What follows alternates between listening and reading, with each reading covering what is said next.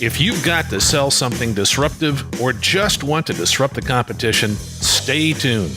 It's the Selling Disruption Show, the weekly podcast for professionals whose job depends on disruptive sales and marketing. I'm Mark S.A. Smith.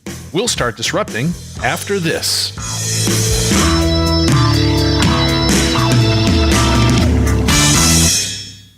The biggest problem in business today is using low consideration sales methods for high consideration products and services, such as IT and other disruptive technologies. For this reason, many of the established brands are losing market share and being replaced by people who know how to sell when there are multiple deciders involved.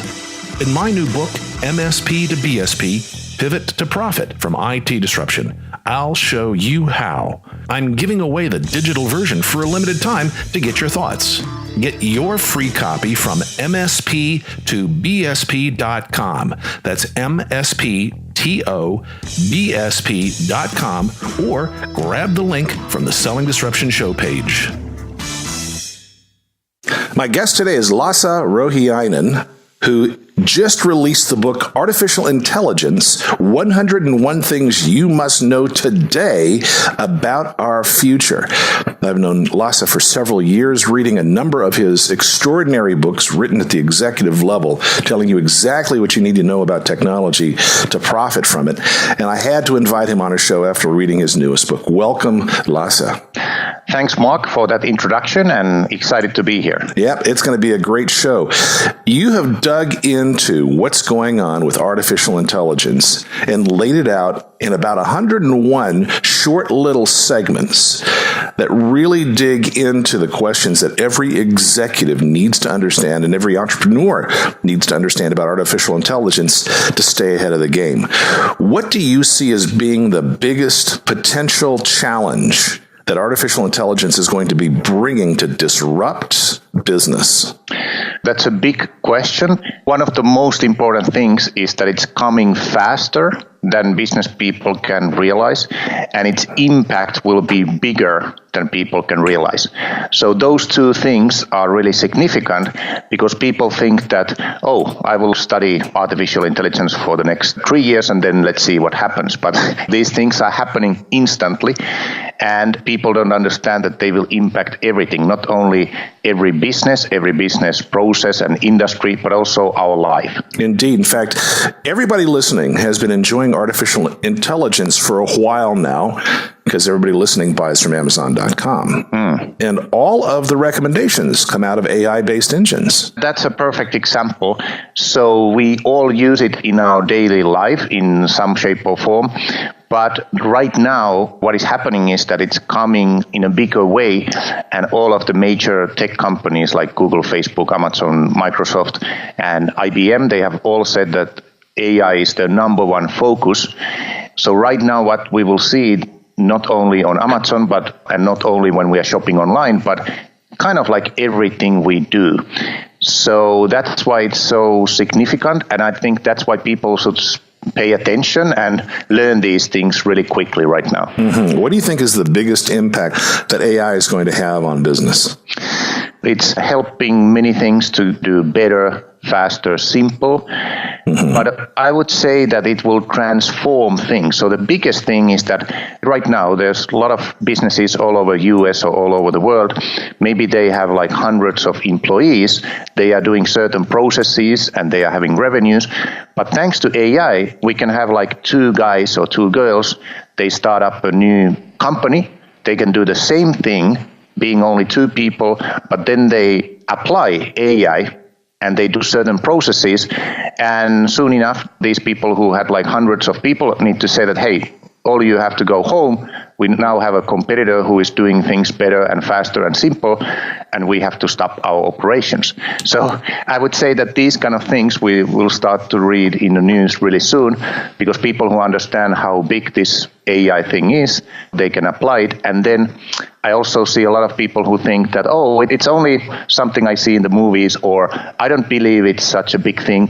Or they say, I don't believe that it will affect my job. It will affect like everybody else's, but not mine.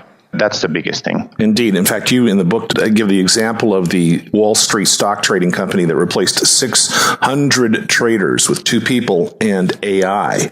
So this is already happening. And it's happening fast. Yeah, exactly. There you go. So everything that's related to numbers, banking, the future of banks, if you ask me, it's based on AI and another really interesting technology called blockchain. Right on. And there will be really few people working in banks. So everything which has to do with numbers and some kind of routine work, all those work will go to AI or robots really soon. And for banks, I think that they're just absolutely doomed. Give me one good reason to go to a physical bank location. Just one. That's all I'm looking for. One good reason. Oh, exactly. The lollipops as you go through drive-through? No, that's not a good one. Safety deposit box. That's about it. Yeah, and maybe to take a picture to show how they look like.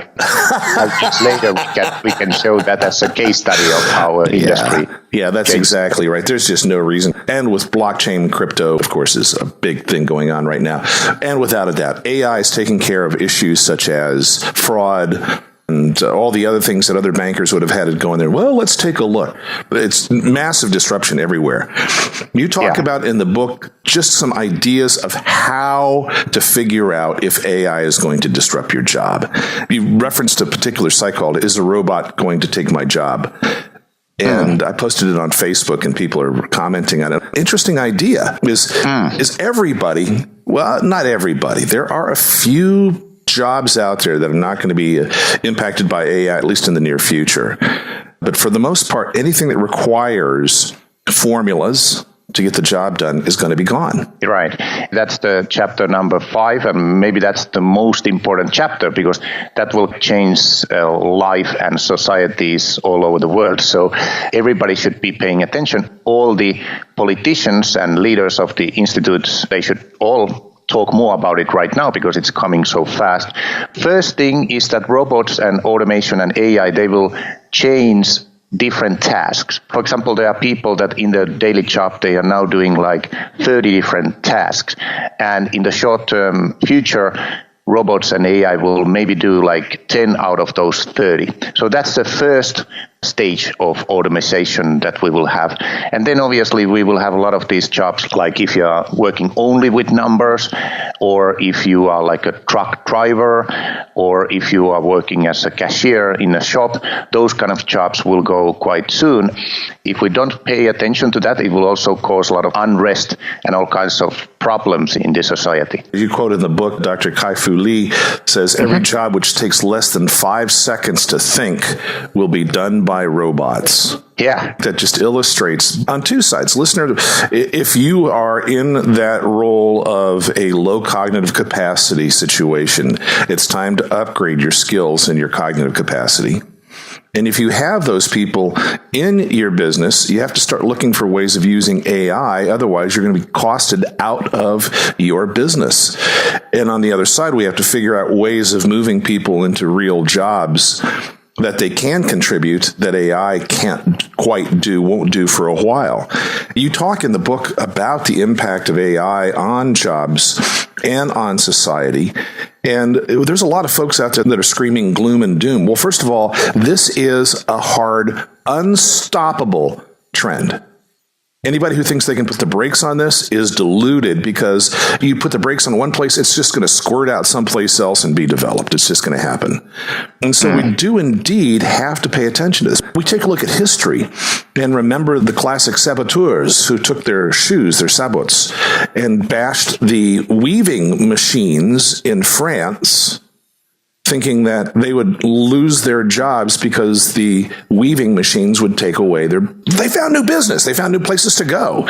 And I really, truly believe that there's huge numbers of jobs that have yet to be invented that will soak up a lot of people. That's true. There will be a lot of new jobs. And also we can add there that in another statistics that I mentioned in the book says that all the areas where there are more robots being used, all of those areas have a higher growth of economy, and therefore they are also creating more new things and jobs and so on and so forth. One of the problems here is that these new jobs, and there will be plenty of them, but many times they don't match those skills that you need are not the same skills that right now somebody whose job will be lost thanks to AI has. So that's the skill problem. All of a sudden, we will have hundreds of thousands of people who will be in the first stage of losing their job, and it will take some time. They need to learn new skills so that they can do those new things. If we start working with this right now, it will be really good. It's all about re-education and lifelong education. Let's say 5 years from now, there will be amazing job titles that nobody knows. I would say, for example, one of them is chatbots.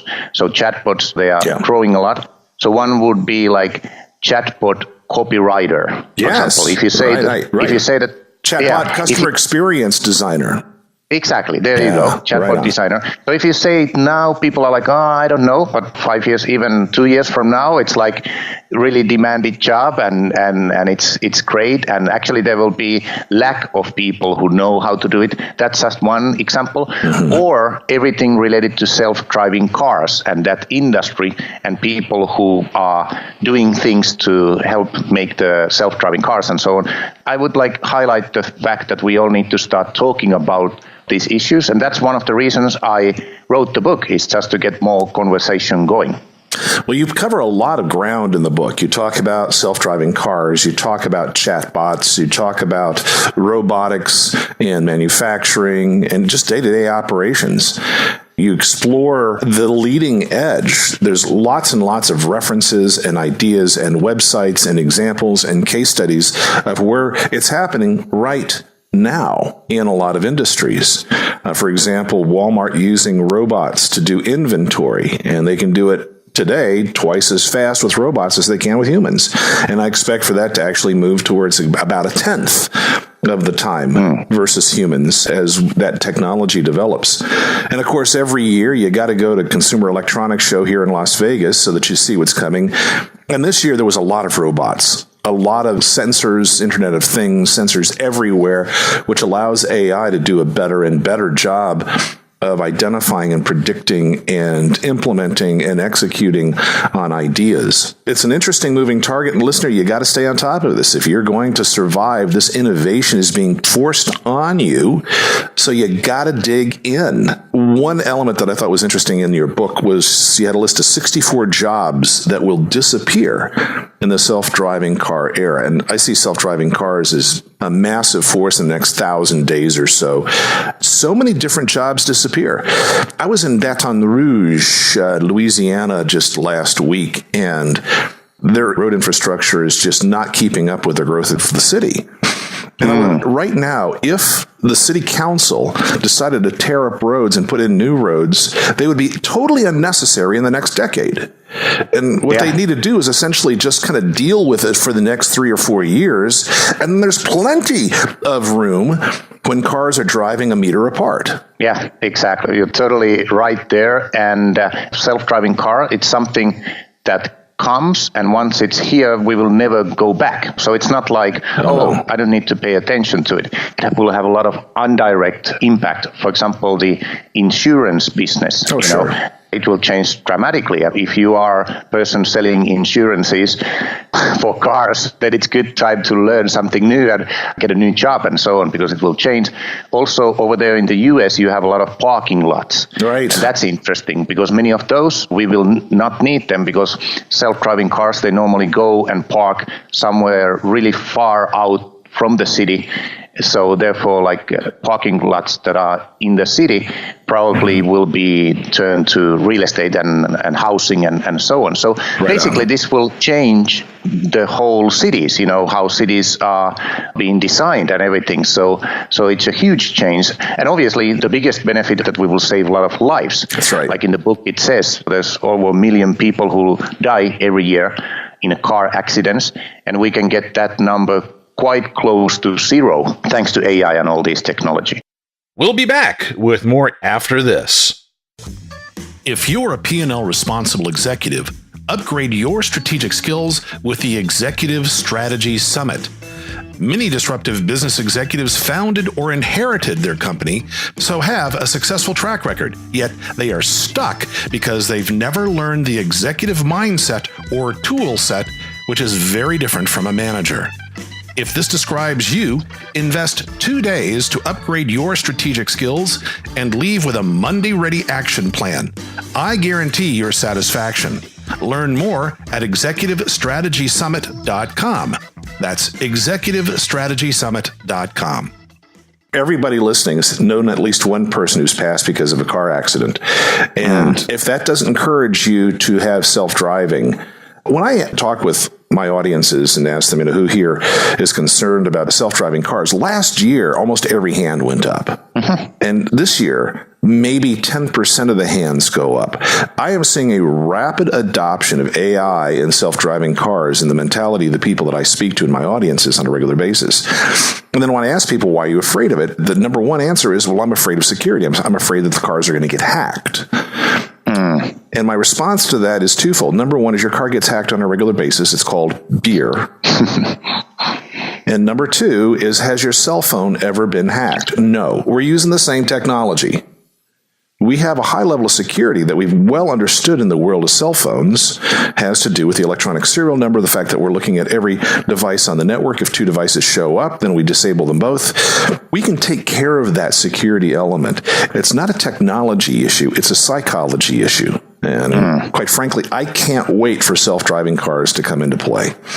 It's going to save us so much time, so much energy, so much heartache. And AI is at the core of all of that. What else do you see as being radically changed? Thanks to this, AI will kind of like pave a way to all kinds of new kinds of ideas that traditionally we would say that they are crazy ideas. If you have an idea, or your friends have an idea, or your colleagues, and the first thing that comes to mind is that's a crazy idea or that would never work, maybe thanks to AI it will work. In other words, it will enable things that used to be impossible. For that reason, I would recommend every business professional and executive study these things at least 4 hours a week, because studying and learning from examples and seeing what's happening, you might come with ideas about different services or products, or you might find that your competitors are already doing certain things. So I would say it's like totally different paradigm when we work with AI, because if all of your competitors all of a sudden start working with AI or applying AI, and this is one thing I also highlight in the book, that you don't have to be Google or Facebook or these big companies to apply it. You can go to the big companies and you can buy AI from them. Right? So that's also a really important point to understand. That would be the number one thing, is just to start spending some time and also start spending some resources in it, because if you don't, your competitors in a few days, they might be doing it. So people who survive are the ones who know how to look behind the corners. He's always thinking like 5 years or 10 years ahead. And we have a lot of people who are thinking about this quarter or this month or this week, and it's not so good. So I highly recommend everybody to start thinking how their business processes or their industry, how it will look like 3 years from now or 5 years from now. And then you start doing products accordingly, or start creating something new that right now in this moment, it sounds like crazy or it's impossible or it's a stupid idea. But maybe in 3 years, it will be an amazing idea and you are the only one who is doing it. We are at that really, really steep part of Moore's Law curve, which predicts how much technology will be available when it comes to compute power. Ask Blockbuster, the company that had 9,000 stores distributing DVDs and before that VHS tapes, that completely went out of business 6 years ago thanks to Netflix. And Netflix was built on the concept of someday there will be sufficient bandwidth for us to stream high-resolution movies into people's houses. Let's get ready for that. That's the kind of crazy thinking that AI is going to bring to the next 3 to 5 years. And friends, if you're not thinking about how you can capitalize on eliminating labor, AI takes labor out of the mix and increasing the probability of success. For example, Lasse, in the book, you talk about healthcare and the fact that AI does as well and soon better than oncologists at determining the best plan of attack for a cancer patient. And the reason why is the AI takes into account everything that is known to the system at the moment versus the doctor, which has to keep up with what's the latest technology and oftentimes doesn't or can't. Yeah, there you go. And I would say that the healthcare is the number one benefit if we think about it, because that will give us better health and we will also live longer. And by the way, that's an amazing business idea for many people to think. Right. Because in the future, people will not be living until like 60 years or 70 years or something like that, but they will be living 100, 110, 120 and so on. So there's business idea that you can start thinking how you can offer them services and so on. But yeah, healthcare for sure is like one of those amazing things. And basically all of us will have like an AI doctor where with our smartphone, we take a photo of ourselves and it will say what's going on and we can move from there. I see a healthcare being absolutely disrupted by AI because if you think about it, you go to the doctor's office, they're chatbots. And they say, "Hi, I'm Dr. Olson. How may I help you? And how long has this been happening? Is there any rash, fever, sore throat?" It's a chatbot. You listen to a doctor doing a diagnostic, and it's the same words over and over again with a branch. And what happens is 90% of the time, you can help a person through their current health issue remotely. They don't even have to show up. With all the Internet of Things sensors, with the sensors that people are wearing for exercise and the ability to take pulse and blood pressure, with cameras being able to take temperature and heart rate and breathing rate, it's just stunning the amount of information that can be gathered with the sensors that people are using today. And then we pour that into an AI health application, and you just don't need to go to the doctor for 90% of the issues. Now, if you get injured, but still top of the list is car accidents and accidents in business, which is going to be handled by robots. Those dangerous jobs will be done by robots. And so many of the reasons why we as humans die will be eliminated because that dangerous work will be done by others. And the rest of the reasons why, such as a sedentary life, perhaps we'll just get a little electric shock that says, "Moo, would you get up and walk?" Yeah, that's true. And I talk at the end of the book where it's also true that thanks to these technologies, we will have a lot of people who are only communicating with screens, you know, whether it's their iPhone or smartphone or computer or something. And since the computer and smartphone is getting so much more powerful, it can do all kinds of things in really short period of time. They will start lacking in the human interaction. And when there's some new job, the people we need in the future are those people who have human skills like emotional intelligence and so on. One of the problems that we should avoid is to have people spending too much only with technology, because they will become less human. And we already see this. There are some statistics that, for example, depression and anxiety have gone up for people who are only in social media, because it starts to be some kind of like simulation of the reality, not the reality, right? Yes. And then when those people need to communicate or negotiate and do those kind of things, they cannot do any of those things. So that's one thing that's good to take into consideration. And there's a lot of work for people who help others getting out of depression or anxiety and those kind of things. Yeah, you give some interesting examples about AI that actually provides some coaching and some psychological support that people become addicted to. Fascinating. Yeah, it is. That study was made and it said that a person that has a problem, let's say with alcohol, goes to a doctor and the doctor is asking, "Have you been drinking?" Sometimes they lie, right? They say, "Oh, Sometimes. not really." Yeah, exactly. Exactly. There you go. So when the chatbot is or AI is asking, "Hey, have you been drinking?" Normally they tell the truth. And that's amazing if we think about it. So thanks to chatbot, in some cases, we can give the help better and faster to people because they tell the truth. So it's really fascinating how technology works there. Indeed. Well, people don't feel like the chatbot's going to chastise them. Yeah. No, you're not going to come down on me, right? You point out in the book that the tasks that require basic human qualities will probably not go over to AI for a while. And you create this list empathy, intuition, emotional intelligence, you mentioned that earlier, negotiation, which you just mentioned, complex communication, which I think is an important component, coaching, and creativity. What we're seeing here is, the more creative that you can be, the better you can be at communicating, the better you can be at invention, the more likely you're going to stay ahead of the AI revolution. Tell me more about some of your insights from your book.